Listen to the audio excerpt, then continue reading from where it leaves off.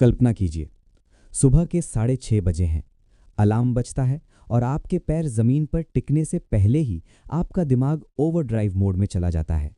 आज की प्रेजेंटेशन का क्या होगा? बच्चे का स्कूल प्रोजेक्ट अधूरा है। क्या मैं करियर में पीछे छूट रहा हूँ? बैंक की ईएमआई और वो पेंडिंग ईमेल्स। अगर आप 25 से 40 के बीच के वर्किंग प्रोफेशनल या यंग पेरेंट हैं, तो ये शोर आपके लिए नया नहीं है। हम एक ऐसी पीढ़ी हैं जो मल्टीटास्किंग को मेडल की तरह पहनती है, लेकिन अंदर से हम बुरी तरह थके हुए हैं। हम ऑफिस में घर की चिंता करते हैं और घर पर बच्चों के साथ खेलते वक्त फ़ोन पर क्लाइंट के मैसेज देख रहे होते हैं। हम कहीं भी प्रेजेंट नहीं हैं। डैन हैरिस, जो एबीसी न्यूज़ के एक मशहूर एंकर थे, उनके साथ भी यही हो रहा था। और फिर एक दिन नेशनल टेलीविज़न पर लाइव न्यूज़ पढ़ते हुए उन्हें एक भयानक पैनिक अटैक आया। करोड़ों लोगों के सामने उनका दिमाग जवाब दे गया। उस एक पल ने उन्हें ये सोचने पर मजबूर किया कि आखिर हम अपने ही दिमाग के कैदी क्यों बन गए हैं। उनकी किताब 10% हैप्पियर कोई बाबाओं वाली किताबी बातें नहीं करती, बल्कि एक प्रैक्टिकल रास्ता दिखाती है कि कैसे इस भागदौड़ भरी जिंदगी में भी आप अपने दिमाग को शांत रख सकते हैं। वो वादा नहीं करते कि आपकी ज़िंदगी रातों रात जन्नत बन जाएगी। वो बस इतना कहते हैं कि आप पहले से 10% ज़्यादा खुश हो जाएंगे। और यकीन मानिए, इस स्ट्रेसफुल दुनिया में वो 10% भी किसी वरदान से कम नहीं है। पहला बड़ा लेसन जो डैन हमें सिखाते हैं, वो है अपने सिर के अंदर की उस आवाज़ को पहचानना। क्या आपने गौर किया है, आपके दिमाग में एक कमेंटेटर बैठा है जो हर वक्त कुछ न कुछ बोल रहा है। तुमने कल वो बात गलत कह दी थी, अगले महीने प्रमोशन नहीं मिला तो क्या होगा? ये आवाज़ हमेशा या तो अतीत की गलतियों पर रोती है या भविष्य के डर दिखाती है। डैन इसे ईगो कहते हैं। ये ईगो हमें यकीन दिलाता है कि अगर हम हर वक्त चिंता नहीं करेंगे तो हम सफल नहीं होंगे। हमें लगता है कि स्ट्रेस ही हमारी प्रोडक्टिविटी का फ्यूल है, लेकिन असलियत इसके उलट है। ये आवाज़ हमारी क्रिएटिविटी और सुकून दोनों को खा जाती है। जब आप अपने बच्चे को पार्क में खिला रहे होते हैं, तब भी ये आवाज़ आपको ऑफिस की डेडलाइन याद दिलाकर गिल्ट महसूस कराती है। आपको इस आवाज़ को ज़बरदस्ती बंद करने की कोशिश नहीं करनी है।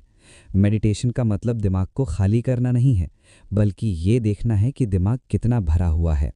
जैसे ही आप ये पहचान लेते हैं, ओ मेरा दिमाग फिर से वही पुरानी चिंता दोहरा रहा है, उसी पल उस विचार की पकड़ आप पर ढीली हो जाती है। आप उस विचार से अलग हो जाते हैं। सोचिए, आप एक स्टेशन पर खड़े हैं और विचार एक ट्रेन की तरह गुजर रहे हैं।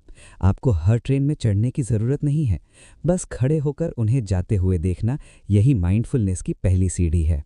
मेडिटेशन का सही और मॉडर्न मतलब समझना। अक्सर प्रोफेशनल्स को लगता है कि मेडिटेशन मतलब हिमालय पर जाकर बैठना है, लेकिन डैन के लिए ये जिम फॉर द ब्रेन है।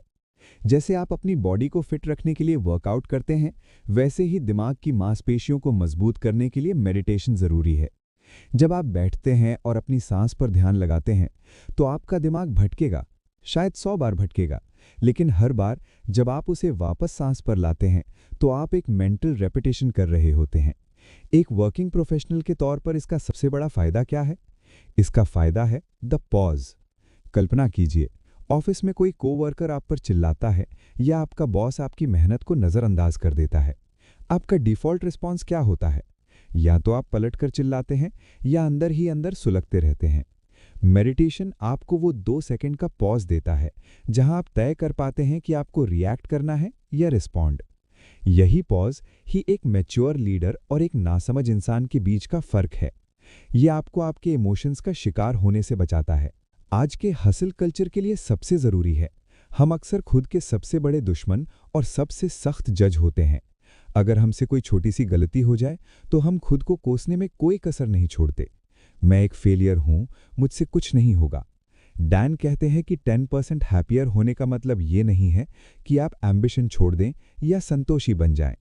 वो इसे कंस्ट्रक्टिव एंग्विश कहते हैं, मतलब उतनी ही चिंता करें जितनी आपको बेहतर करने के लिए पुश करे, लेकिन उसके बाद सेल्फ कंपैशन यानी खुद के प्रति दया रखें। एक पेरेंट के तौर पर कभी-कभी आप थककर बच्चों पर चिल्ला लेते हैं।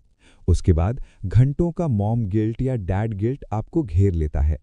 डैन की फिलॉसफी कहती है, उस पल को स्वीकार करें, अपनी गलती मानें, खुद को माफ करें और फिर से प्रेजेंट मोमेंट में लौट आएं। अगर आप खुद के साथ वैसा ही व्यवहार करना शुरू कर दें जैसा आप अपने सबसे अच्छे दोस्त के साथ करते हैं, तो आपकी वर्क लाइफ बैलेंस की आधी समस्याएं खत्म हो जाएंगी।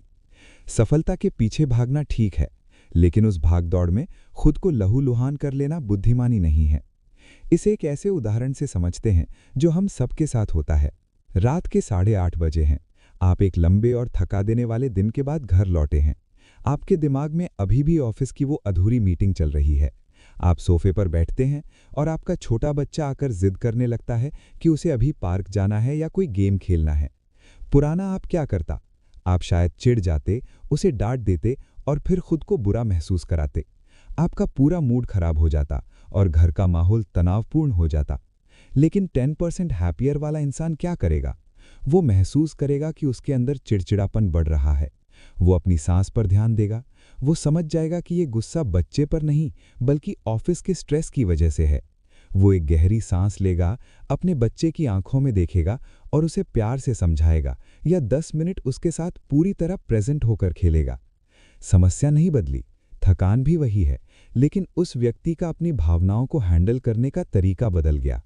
यही वो 10% का फर्क है जो आपकी मेंटल हेल्थ और आपके रिश्तों की गहराई को तय करता है।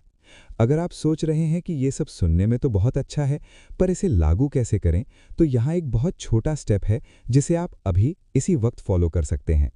अपनी कुर्सी पर सीधे बैठें, रीढ़ की हड्डी सीधी रखें और कंधे ढीले छोड़ें। अपनी आंखों को या तो बंद कर लें या नीचे की ओर झुका लें। बस 1 मिनट के लिए अपनी आती और जाती सांस के एहसास को महसूस करें। आपका दिमाग तुरंत कहेगा, ये क्या टाइम वेस्ट है, चलो ईमेल्स चेक करते हैं। जैसे ही दिमाग भटके, बस एक हल्की मुस्कान के साथ उसे वापस सांस पर ले आएं। बस इतना ही।